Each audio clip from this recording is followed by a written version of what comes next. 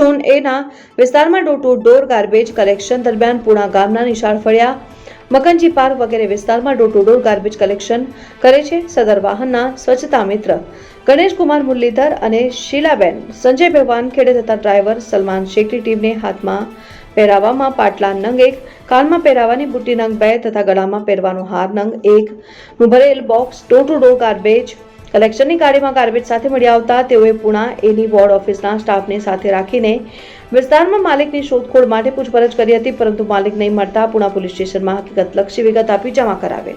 માનવતાવાદી કાર્ય બદલ સુરત મહાનગરપાલિકા મેયર ઓફિસ ખાતે mayor Shri Daksheshbhai Mavani, deputy mayor Shri doctor Narendrabhai Patil, સ્થાયી સમિતિ અધ્યક્ષ શ્રી રાજનભાઈ પટેલ, નેતા શાસક પક્ષના શશીબેન ત્રિપાઠી, આરોગ્ય સમિતિ અધ્યક્ષા શ્રીમતી નેન્સીબેન શાહ, કોર્પોરેટર શ્રી વિપુલભાઈ મોલવિયા, કોર્પોરેટર શ્રી ઘનશ્યામભાઈ મકવાણા, કર્તવ્ય બ્યુરોએ સન્માનિત કરવામાં આવ્યું.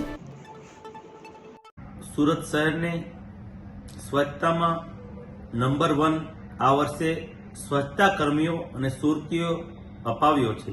ત્યારે આજે સ્વચ્છતા કર્મી દ્વારા door to door garbage collection દરમિયાન કચરાની ગાડીમાં 2 સ્વચ્છતા કર્મીઓ દ્વારા ગાર્બેજ કલેક્શનમાં જ્યારે કામગીરી કરતા હતા ત્યારે કચરામાંથી 2 સ્વચ્છતા કર્મી ગણેશકુમાર મુરલીધર અને શીલાબેન સંજયભાઈ વાનખેડે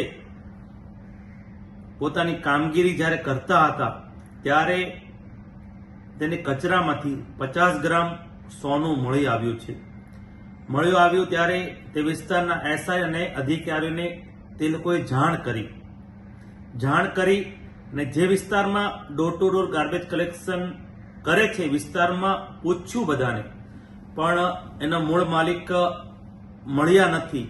ત્યારે તે સોનું સુરત મહાનગરપાલિકાના એસઆઈ, ત્યાંની સ્વચ્છતાની ટીમ પોલીસમાં જમા કરાવ્યું છે. સ્વચ્છતામાં તો સ્વચ્છતા કર્મીઓ પહેલો નંબર અપાવ્યો છે. આજે સુરતના સ્વચ્છતા કર્મીઓએ માનવતા પણ મહેકાવી છે.